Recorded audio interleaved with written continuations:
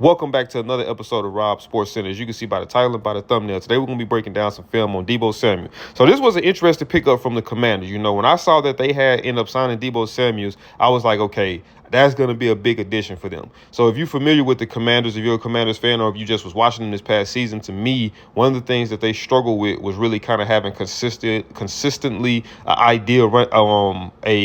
identity, of running the football outside of Jay Daniels. You know, you've seen that Jay Daniels was able to make a lot of things happen with his legs, but in terms of just having a consistent run game with the running backs, they didn't necessarily have that. Now, when you get a guy like Deebo, you get a Swiss Army knife, a guy who can do multiple things, who can line up on pretty much any formation. He can line up outside the numbers, inside the numbers. He can line up in the backfield as a running back. He can line up in the backfield as a quarterback for Wildcats. He's just one of those explosive, physical players that, with the ball in his hands, he's very dangerous. So similar to this play right here. Obviously, when you get in the red area, you know, you would prefer to be able to run the ball in, just because everything becomes so much more condensed down. And bringing Deebo Samuels over, it gives you that identity, like I said, to be able to do it. Either having him line up as a running back, or even just sending him on a jet sweep like this right here. You see that the offensive line is blocking horizontally. So the thing about that is, with them blocking horizontally, they're trying to create seams upfield for the running back. So if the defense was to over pursue them blocking horizontally, he still got cutback lanes.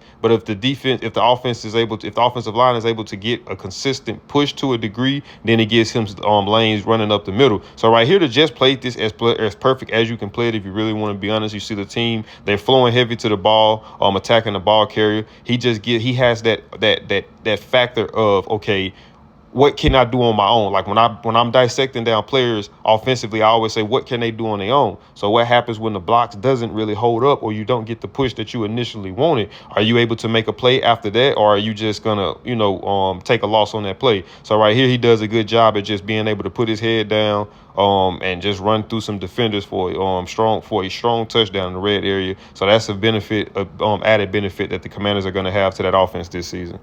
Plays like this is what Deebo Samuel brings to a team. So like I said in the previous clip, what can you do on your own? So right here, this was just a simple little out route, right? You got the Jets in man-to-man coverage. Deebo Samuel's lined up once again in a tight split. Normally, like I always say that, for the younger corners, or for the corners who are trying to improve their game, just in case you're watching this, when you see receivers lined up with much tighter splits, especially if that's not something that idealistically they do, or that's not where they get majority of their targets from a wide split. If they're lined up in a tighter split, more times than not, their whole objective is to be able to try to get a two-way release to be able to go outside. And then also too, you got to deal with, if it's in man coverage, they probably try to create pick and rub routes. So you got to kind of pay attention to that from a defensive back's perspective. But right here, he just runs a simple out route. If the DB is able to make this tackle, I mean, that's pretty much probably either right at the first down or at a first down. But when you got a guy like Deebo Samuel, once again, like I said, with the ball in his hands is where he's most lethal at. So whether it's a slant, whether it's a hitch, or whether it's just a simple out route, putting the ball in his hands, it allows for plays like this. He makes the cornerback miss, is able to catch the ball, don't go out of bounds, make the cornerback miss, and turn 8-yard gain into maybe a 20-some yard gain. So it turns it into a much more explosive play. And we know that explosive plays, a lot of times are the deciding factor in games won and lost. For an offense, how many explosive plays were you able to create? And for a defense, how many explosive plays were you able to prevent?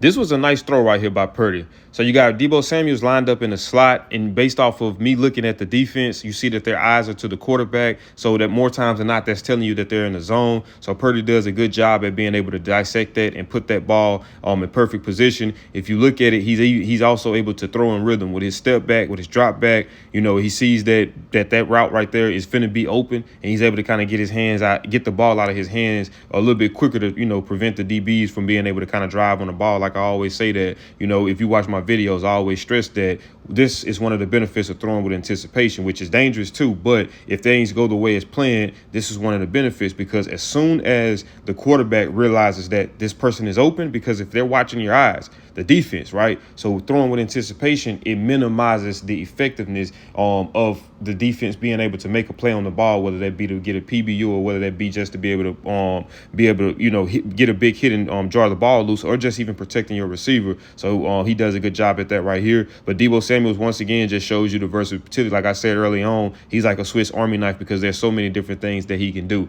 You see, we've seen that he was able to take a jet sweep in the red area, power through defenders for a touchdown. We seen on the previous clip he just took a simple out route that was maybe an 8-yard gain at the most and turned it to an explosive play. And then you see right here he's able to go up in double coverage and make a tough catch because that ball was kind of thrown a little high. He was able to go up, adjust, track the ball and make a tough catch in traffic. So you remember early on when I was talking about when receivers line up with tighter splits, more times than not that they're probably trying to run something that's going to be outbreaking. So they line up closer to the line to give them that room to be able to create those plays, kind of similar to the play we seen early on with him running the out route. Now, granted, like I said, that doesn't necessarily mean always that that's what that's going to be. So right here, you see that he's lined up in a tight split and he just attacks vertically down the field. So I think that the cornerback might have kind of got a little greedy and kind of got caught with his eyes in the backfield, trying to watch Purdy. Obviously, when you're an off man, more times than not, that's what you're doing. You're kind of trying to read the quarterback's eyes, drop steps and things like that to anticipate exactly what it is that he's going to do. And Deebo Samuel just ran straight past him. But like I say, Deebo's a Swiss Army knife, man. We've already seen him attack a defense in a multitude of different ways, from in the red area with a jet sweep, from the previous play with an out route he took for, and made that into an explosive play. And then right here, just vertically stemming down the field and being able to make a play as well. And that goes back into the explosive play category. Like I said, man, more times than not, explosive plays, especially for an offense, the more explosive plays you get, the greater the chance of you winning a football game. So right here, you got another explosive play from Deebo Samuels. And like I say, man, so far from breaking down film, that's all we have been seeing is nothing but explosive plays. And like I said, man, explosive plays for an offense, more times than not, if you're able to create a lot of those, it gives your team a much better chance at being able to win the football game. So you got Deebo Samuels lined up in the slot. He does a good job. Honestly, you got him matched up on a linebacker. It's not one-on-one coverage or man coverage because you're looking at the linebacker. His eyes is back to the quarterback. Once again, like I said, more times than not, when defenses got the eyes to the quarterback, they're trying to read the quarterback eyes, and more times than not, that's a zone. So right here, he gets caught with his eyes in the backfield. And granted, Deebo did a good job at also selling it. So it looks like Deebo was selling a block. So I'm not quite sure exactly what was going on with the linebacker right there, because, I mean, at the end of the day, you realize that the running back from the backfield, I don't believe that the running back from the backfield released. So the running back from the backfield didn't release. He stayed home to protect. So I'm not quite sure exactly what that linebacker was doing. But nevertheless, man, it was just another good play for Deebo Samuels to make after the catch. Like I said, what can you do on your own? And you see right there, he was able to take another simple catch that would have been maybe, let's just say, a 15, 20-some yard gain, probably a little bit more than that. He was able to turn it into a 70-some yard touchdown catch and run. And just look at how he was just able to just pull away from the linebacker. The linebacker stood no chance at being able to catch him.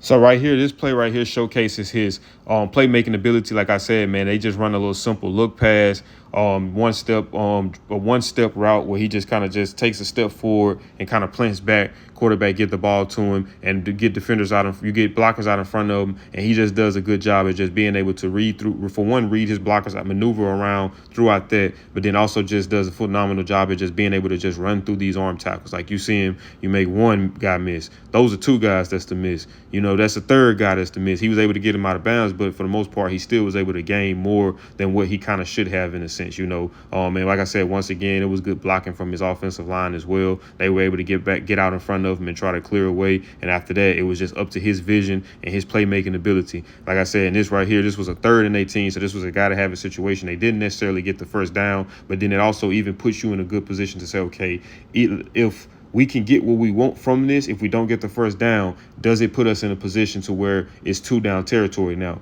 We can go for it on 4th and short, opposed to trying to, go for it from a 4th and long if we was to try to attack something vertically down the field. But that's the benefit of having a guy like Deebo Samuel. Like I say, he can turn water into wine with his playmaking ability. So this play right here, like I said, man, this is kind of just the embodiment of what Deebo Samuels brings to a team. So This was a gotta have a situation, a 3rd and 6. And a lot of times in football, things are decided based off of defenses, formations, and all of those things. And the plays being called are based off of down and distance, right? So you find out down and distance just from watching film. When you notice that, okay, the Cowboys, what are they 3rd and medium? What do they go to 3rd and medium defenses? And once you understand that, it allows you to be able to create things to be able to attack it. So right here, you see that the Cowboys line up in man coverage. So typically, if you had a running back that was in the backfield, then in man-to-man, the linebacker would have been matched up on him, right? So now you take a backer out, and even if you do have a backer on the field, a running back on the field, you put him to a certain position, maybe lining up outside the numbers or whatever the case may be. And that all depends on if a team is going to say, okay, we're going to put our linebacker on him no matter what, or wherever you line up, that's where we're going to have the man-to-man matchup. So right here, you got Deebo Samuel in the backfield. So now you got him in open space matched up with a linebacker. So that's the creativeness, or that's opportunities to exploit mismatches when you got a guy who can line up in a multitude of different positions, and you're allowed to be able to create explosive plays downfield like this. Obviously, with a linebacker covering a running back, more times than not, the running back probably is going to win that matchup as well. But the chances of him being able to cover a receiver, especially one to the extent of Deebo Samuel's, I mean, that's kind of an impossible task to ask for that linebacker. He just does a good job, honestly, man. It's just running past him. Purdy puts the ball right there on him, and they're able to create another explosive play. So right here, Deebo Samuel does a good job at once again being able to display his Swiss Army knife ability, being able to impact the game in so many different forms. So we have a thing in football called hitting yardage, right? Hitting yardage is yards gained after interception, yards gained after a fumble, yards gained after a kick return, yards gained after punt return, yards gained due to penalties. So right here, Deebo does a good job at being able to contribute to the hidden yardage with being able to make something happen on his kick return. Let's just say if that play would have resulted in a touchback, whether he just let the ball go out the end zone or whatever the case may be, they would have been starting at the 20. But by him being able to make turn water into wine once again, being able to make plays, he put his team in a good position in terms of field positioning with not having to try to drive the length of the field to try to put up some points. And then let's just say if you aren't able to really get any motion to be able to score, you still put your team in a better position to where they can come up with some, whether it's a field goal. Granted, in those conditions, I mean, you probably necessarily don't want to try to rely so much on field goals just because of the wind, just because of the slipperiness. It's a lot of things that can kind of happen, but you put your team in a good position in terms of field position. And once again, too, this checks off that box on that explosive play category. You remember what I was saying with the offense? If you're able to create a lot of explosive plays, more times than not, that puts your team in a very good position to be able to win football games.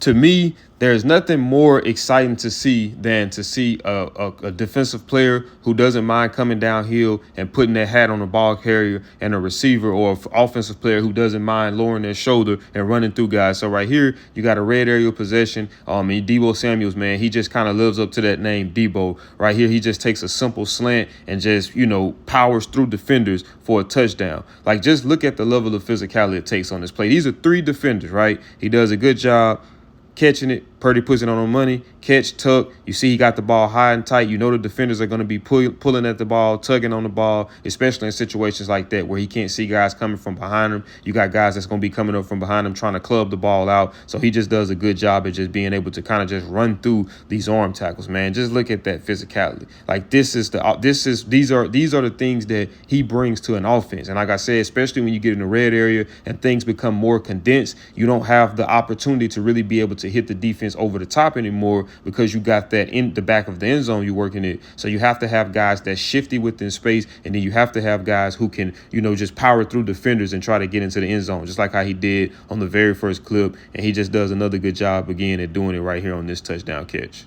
So right here on this play, once again, you have another Deebo Samuel-esque type play. In the famous words of Skip Bayless, he loved to say the "isk" when he's referring to certain players. But right here, man, you gotta have a situation, a 3rd and forever. This is a situation you don't want to find yourself in as an offense. And they just run a little simple, kind of like a little swing route, and they kind of just try to get guys in front to try to block with Deebo. And Deebo just does a good job at being patient, kind of similar to what we've seen from Le'Veon Bell, and allowing things to kind of develop, blockers to develop. You see how how he kind of hesitated right there. He was able to catch the ball and just weave his way through traffic and then be able to run through a few arm tackles once again, drag 3 defenders to maximize on the yards gained after the catch. So, man, like I say, when you get bringing a guy like Deebo Samuel to the Commanders is going to give them so much more options when it comes to things that they can do offensively. Like I say, man, you got a guy who can line up outside the numbers, inside the numbers.